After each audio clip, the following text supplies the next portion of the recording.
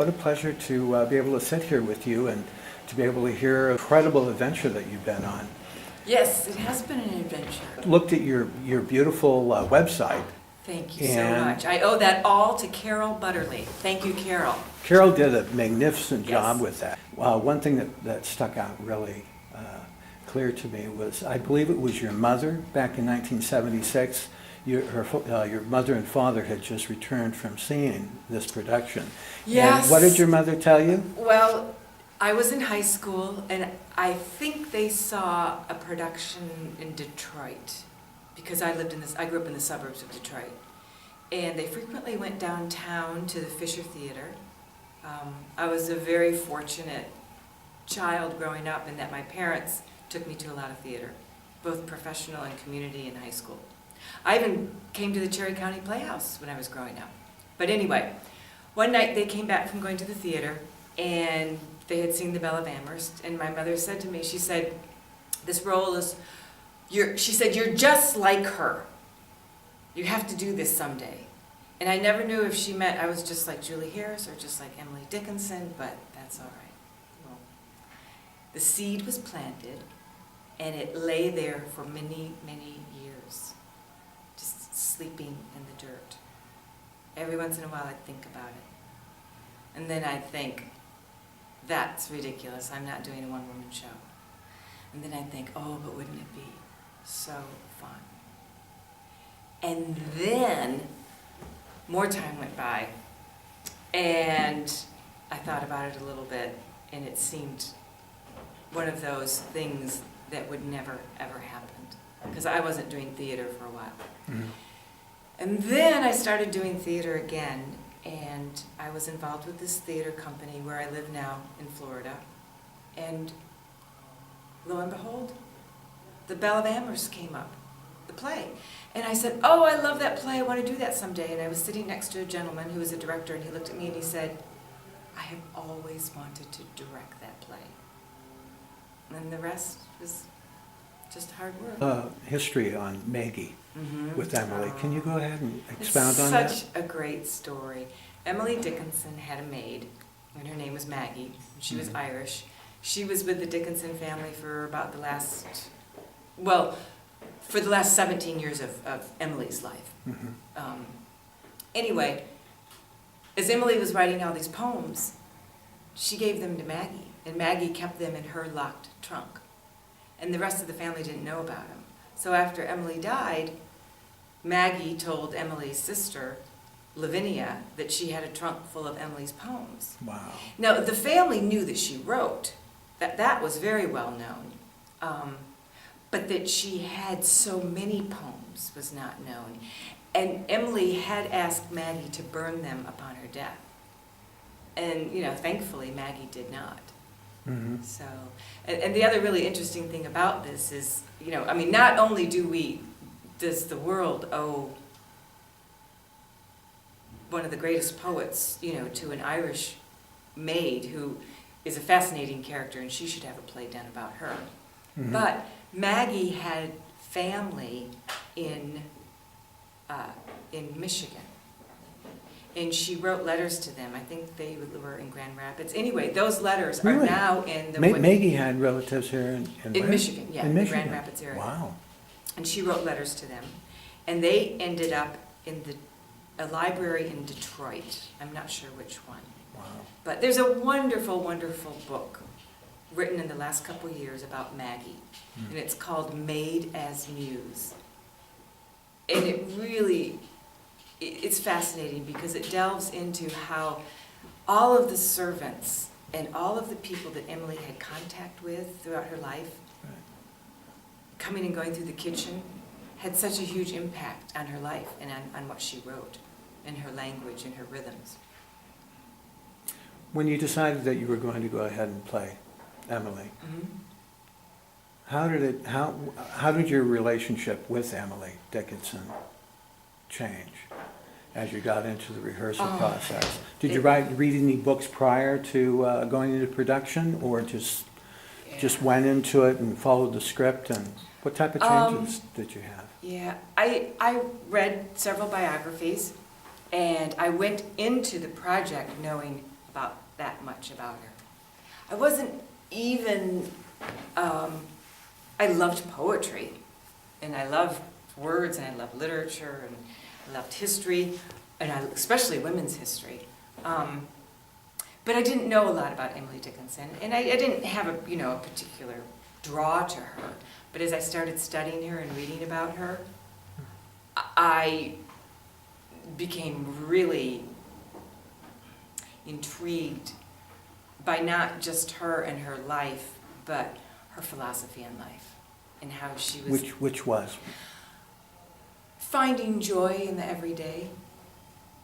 That's what. Embracing the simple things of life, like nature. You pointed that out in your website page, where every new sunset, it was just like she saw it for the first time. Sunrise, same thing. Yeah. Meeting old friends, and it's just renewed every time. Yeah. I think she was wired. I know she was wired differently than everybody. Yeah. Probably. Oh, that's a whole other story. But she had an amazing ability, I think, to feel and process and experience life in a much more intense way than most people. She has this great line, I find joy, or the mere sense of living is joy enough. I find ecstasy in living. And when I first started doing the play, I'd think to myself, you do? Well, would you mind telling me how? It's like, well, what do you mean?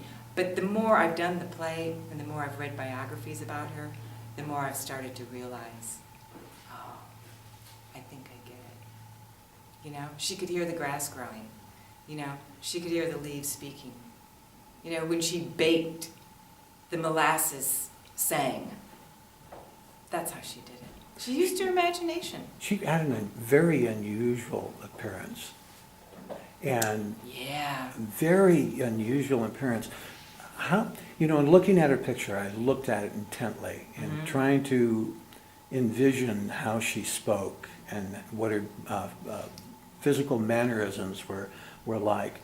And, I also looked at some prior performances of other actresses that have played her. And most of them were very spunky and very energetic. And the thought crossed my mind, is I haven't seen your performance, which I'm really anxiously wanting to see tomorrow night. But I was thinking and watching some of these other actresses, I was going, I wonder if Emily was completely the complete opposite of that. Because, she was agoraphobic, possible epileptic. She just looked very frail in a lot of ways. But I don't know how, if you played something like that, whether it would really register on stage as well. Yeah. Did you think about things like that? Oh, absolutely, absolutely. And I was very fortunate to work with a director who is a master at what he does, and we both have real similar philosophies about acting, which everything needs to be rooted in a verb. And if you're not doing something, then you're not interesting. Right. But what really helped me get connected to a physicality for Emily was just reading about her life as a young child and an adult. She was very energetic, and she spent a lot of time hiking in the woods. She spent a lot of time baking and preparing meals. And, she studied the piano. These are in her earlier years. Right. She went to parties a lot. She really loved her group of girlfriends. So I think there was a physicality of her that was probably very vivacious. And perhaps over time maybe slowed down. But there's a wonderful line in the play which really, as an actor, you just can't ask for anything more juicy than this. She says, "My little force explodes." My little force explodes. What age was she at that time? I don't know. It's from a letter, one of her letters. But in the play, it's given to a period when she was 40. for Yeah, you. she's having a conversation with Higginson. Higginson's, right. Yeah. Was it Higginson's? Yeah, Higginson, Thomas Wentworth Higginson. Right, and he was a writer himself, I believe, right?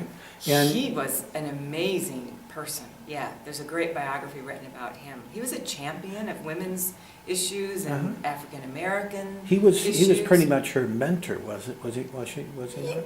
Of sorts. In some way. Yeah, she had a correspondence with him for many, many years, and she called him her preceptor. He thought her writing was not publishable, that people wouldn't understand it. He thought it was too spasmodic.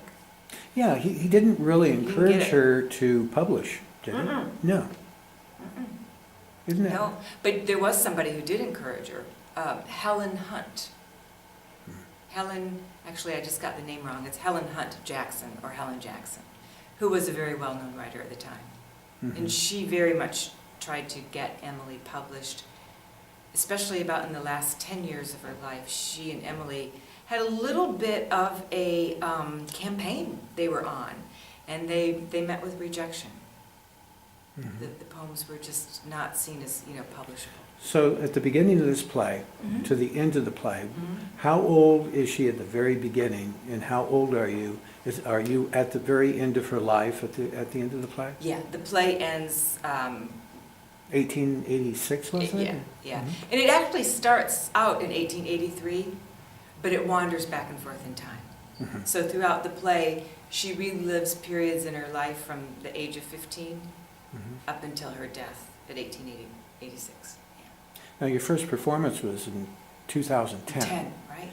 And we're at 2013. How many Yes. more years do you think that you're going to be playing Emily? How many years would you like to play Emily? I would like to do it for the next 10 years, off and on, intermixed with other projects, which there is another one coming up, so that it's something I can take out from time to time, when the right group of ingredients come together. Yeah. Okay, there's every performance is different, as you well know. Yeah.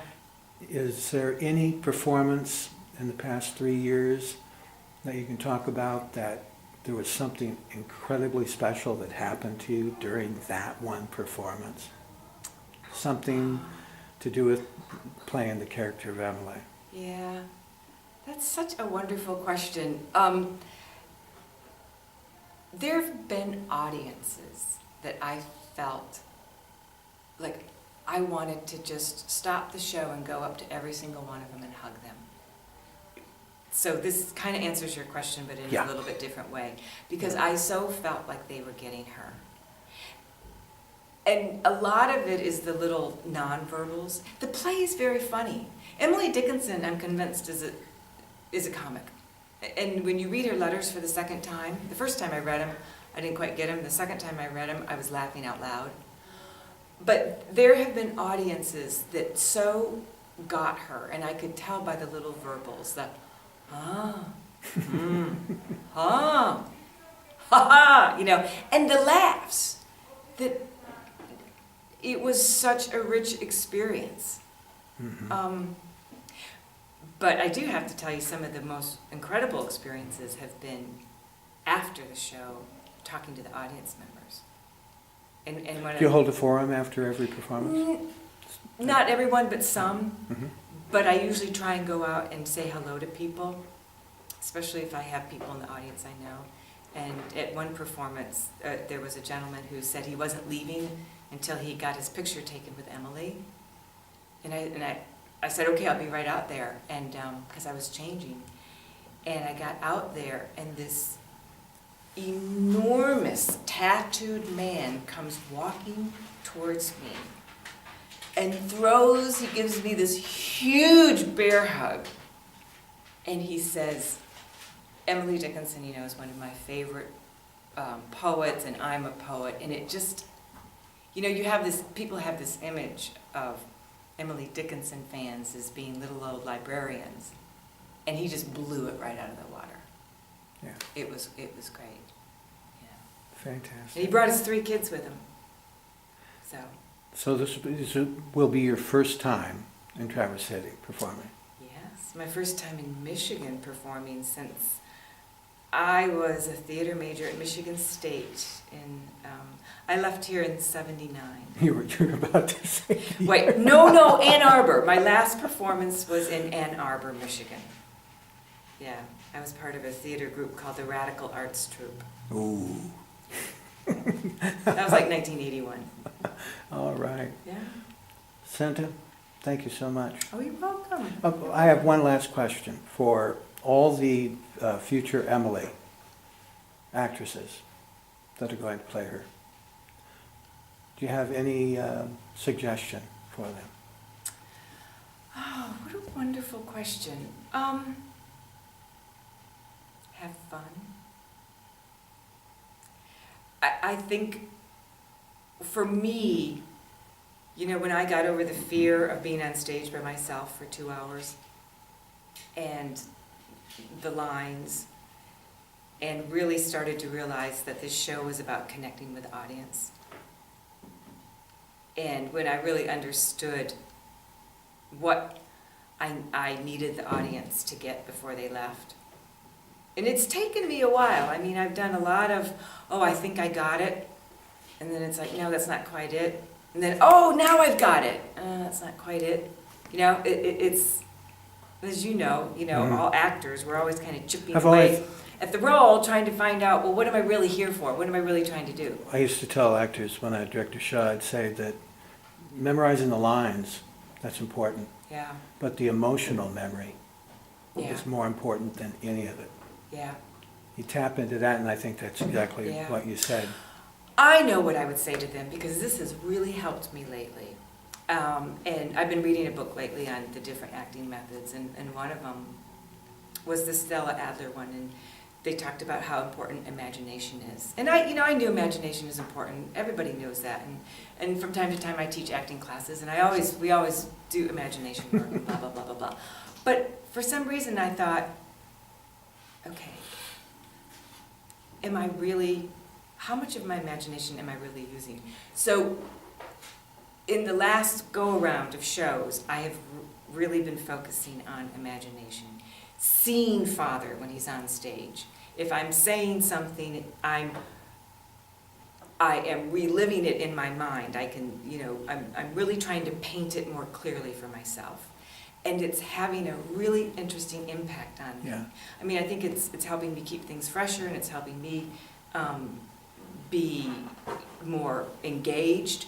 Right. So actually, I think I would say engage your imagination as much as you can with this piece and with the poems, even though it's a very different world from what you live in now. Find a way to make it clear to you. Well, I think that's excellent sound advice. Yeah. Yeah, perfect. Oh. Sinda,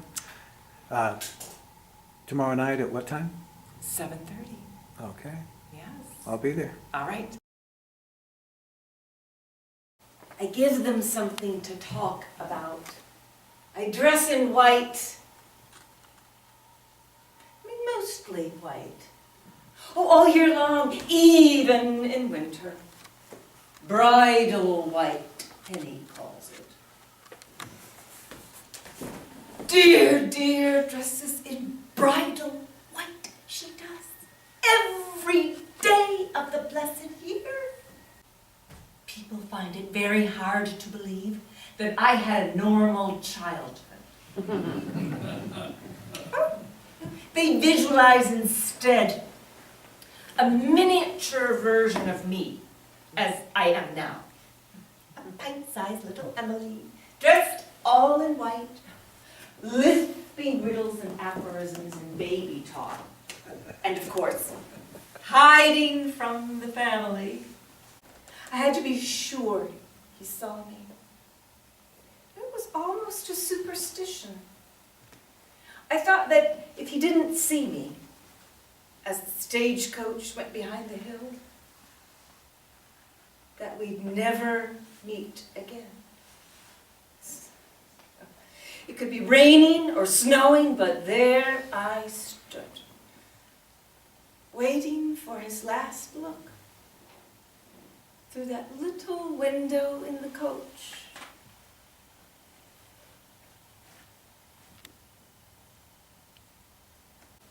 Father always got his way, and Austin stayed. I mean, probably Sue influenced him too. Oh, Susan Gilbert. She was engaged to marry Austin at the time Father made his generous and unselfish offer.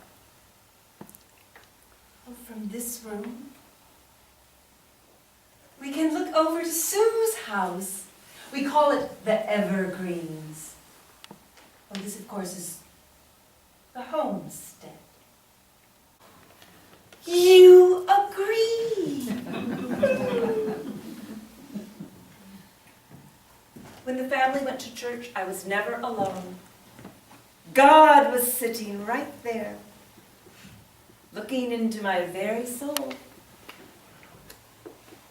Buffy, get out of the sewing basket! Psst. Oh. Vinny's one big passion in life is cats. And unfortunately, mine is birds. Oh, and now she has a new cat, Drummy Doodles. Oh, Professor Higginson. How is Mrs. Higginson?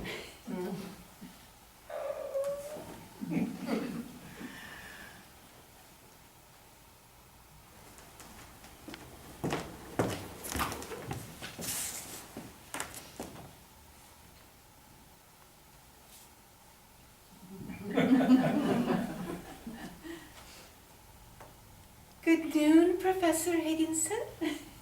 How is Mrs. Higginson? Oh.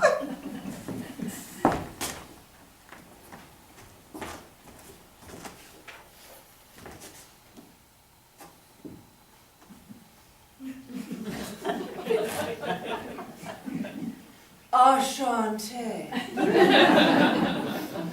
Colonel Higginson. How is sweet Mrs. Higginson? He's here. Oh, he's taller than I thought. Oh, and so imposing. Maggie, the door. Courage, Emily.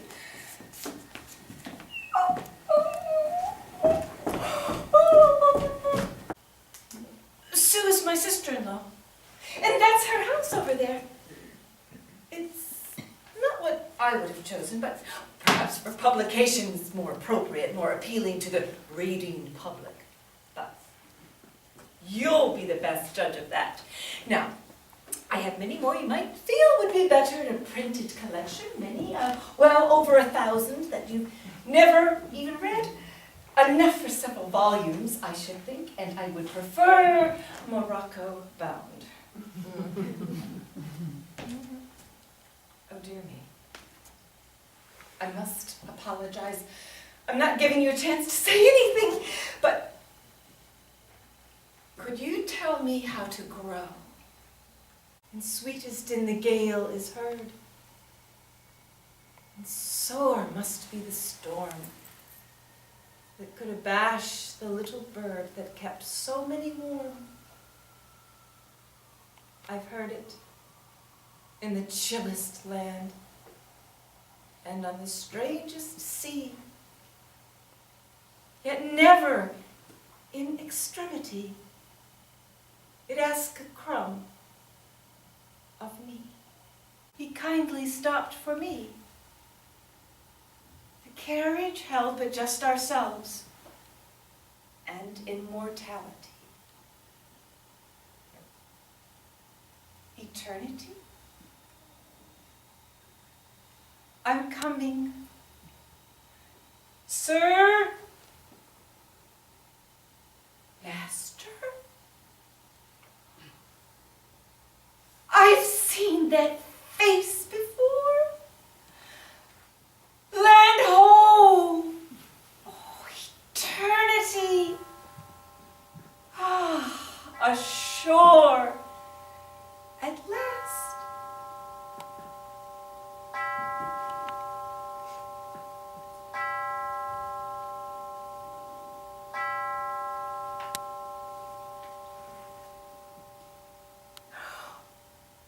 6 o'clock.